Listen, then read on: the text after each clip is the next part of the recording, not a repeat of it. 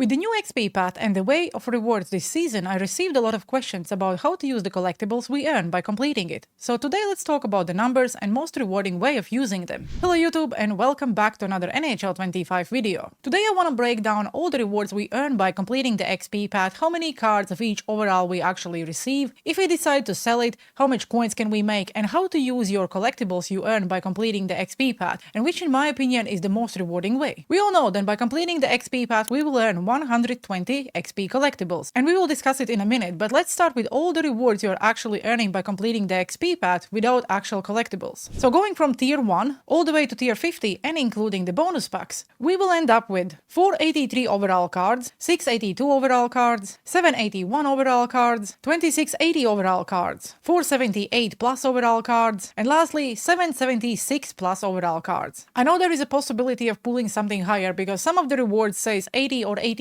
plus overall cards. The numbers I'm using is if your pack luck is really bad and you always pull the lowest overall possible card. So for example, if it says 78 plus overall card and you only pull 78 overall card in that kind of way, I know there is a possibility you can pull somewhere higher, but it's basically a gamble, so it's nothing really guaranteed. So let's talk about the lowest overall cards. So if you just complete the XP path, you end up with 120 collectibles and 54 cards you can sell. I also do believe by the time you will complete the XP path, the auction house prices will drop. EA keep releasing some various different packs, and it means the pack codes are also up. The more purples they're giving out, the cheaper the cards are going in the auction house. We already seen that 80 overall cards are pretty much going for 5k, when few weeks back they were going for 20. The same thing goes for 81s, 82s and 83s. I know they still hold some value, but at the same time you can see every single day them dropping. By the time I'm recording this video and the cost in the auction house I'm using as of today, if you're watching this video let's say 1 week from now, the prices and the cost could be absolutely different, so I cannot really impact on that at all. But let's say you completed the XP path and decided, you know what, I don't want to hold on any of the fodder and I want to sell all 54 overall cards. By selling every single card, you will end up with at least 350k coins. And that's only if you didn't pull anything higher than the actual, I don't know, 78 or 76 plus overall card. Same goes for 80 or 85s. I'm only assuming that you pull 80, not 85. I still think 350k in value is quite a decent amount because 350 would possibly give you, I don't know, 188 overall MSP or something like that by the time you're completing it. So not bad at all. I know a lot of people are saying they still prefer the packs from previous years. Considering this is a guaranteed reward for 44 days, it's not that bad. I remember last year when I was playing rivals and squad battles and there were weeks where I didn't pull a single purple, so I basically was not making any coins. Yes, I was stocking up my collection with a lot of fodder, but at the same time, if I decided to go and buy any cards, I just didn't have enough coins. Where this year, I'm selling pretty much every single tradable card, and even if the auction house is going down, I still make quite a lot of coins. Now let's talk about the numbers and collectibles we can use to get some extra packs or cards. As you can see below, the list of the rewards and collectibles required to get any of it. For example, if you decide to trade in all your 120 collectibles, you can get yourself 15 82 plus overall cards, or if you want more cards, you can go with 30 80 plus overall cards. We also can get ourselves 40 77 plus overall cards, but if you like ripping packs, you can go with this 75 plus overall grand pack, where you also will get yourself 40 75 plus overall cards. If you want to go with prime packs, you will end up with 30 76 plus overall players, where premium packs will give you 40 76 plus overall players. Superior packs will give you 30 76 plus overall cards, where elite pack will give you 480 plus overall cards and 16 78 plus overall cards. But if you're someone who just goes with the highest overall, then legendary pack will give you 286 overall cards. It's really sad that it's not 86 plus overall cards, because then at least it would give you, I don't know,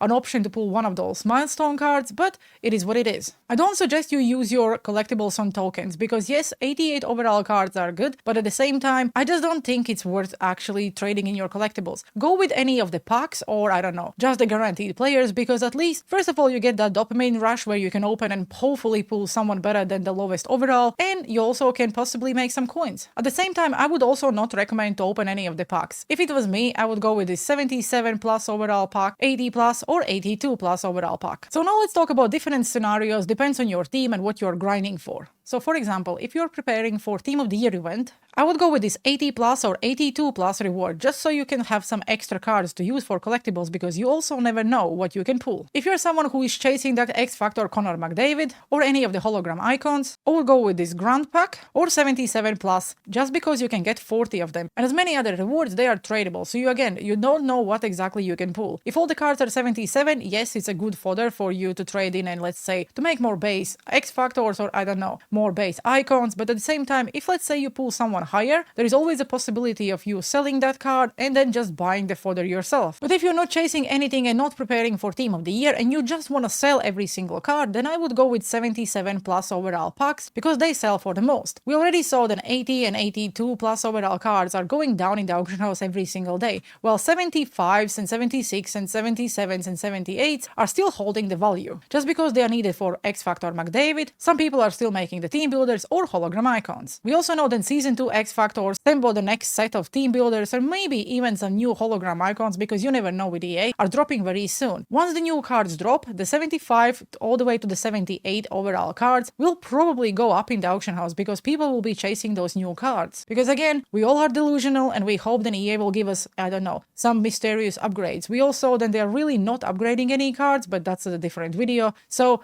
people will still go and chase those cards and they will start buying 75s all the way to the 78. So if you have a lot of tradable 75 to 77 or 78 overall cards in your collection, you could potentially end up making more coins than you could if you would sell now. So like I explained earlier, by the time I'm recording this video, these are the prices in the auction house. By the time you are watching this video, it could be different, but let's just have a quick look. For example, if you go with 82 plus overall cards and you make 15 of them, you could potentially sell them all for 120k coins. For 80 plus overall cards, you could make yourself 165,000 coins. As you can see, 77 plus overall cards would give you 200k coins, where 75 plus overall cards would give you only 180k coins. And then the value is just going down. 76 plus overall cards would give you 135k coins if you decide to go with the Prime pack, while if you decide to go with Premium packs, it would give you again 180k coins. Superior pack would give you 135k coins, where Elite pack, you could potentially pull something good, but if you just go with the pack and let's say get the lowest overalls, you would only end up with a little bit more than 100k coins. Same also goes with Legendary pack. 86 overall cards, and again, you don't know really who are you pulling, and if you pull let's say an MSP, it's great, but if you get someone who I don't know is the lowest and the cheapest one, the cheapest 86 overall let's say Game Breaker card was 70k, and if you pull two of them, you will only end up with 140k coins. Yes, you could potentially pull someone who have a more value, but it's a gamble. So it's up to you if you want to take the risk and try to get someone who is actually worth more than 70k coins. As we know, all the packs are always risky and all these trading sites really don't guarantee you anything, but I would never really go and trade in where the overall is capped. I would always try my luck with 77 plus, 80 plus or 82 plus because there is always potential you can make more coins. So what I will do, I'm currently saving all my collectibles and not trading them in at all. I will wait few days before the XP path will actually end and then I will look at my team. What do I actually need? Do I want to go and let's say make a hologram icon? Do I want to go and finish my I don't know third or fourth X Factor captain card? Or maybe there will be an event with some really great MSPs and I just need some fodder to make them. Also by the time I will complete the XP path, I will have more idea, do I want to really start preparing for Team of the Year or I will just, you know what, go in blind with my 1.5 million coins and see maybe I can buy someone. Personally, I don't think I will save for Team of the Year because we already saw with Fantasy event that EA is really unpredictable this year. They gave us 2 free fantasy cards where they never really did that in the past. I'm not expecting them to give us, I don't know, free Team of the Year card, but I'm expecting them to release a lot of objectives moments where we could potentially earn, I don't know, half of the collectibles needed for one Team of the Year card. If that's the case, I could then go and trade in my collection and maybe make 1 or 2 Team of the Year cards, depends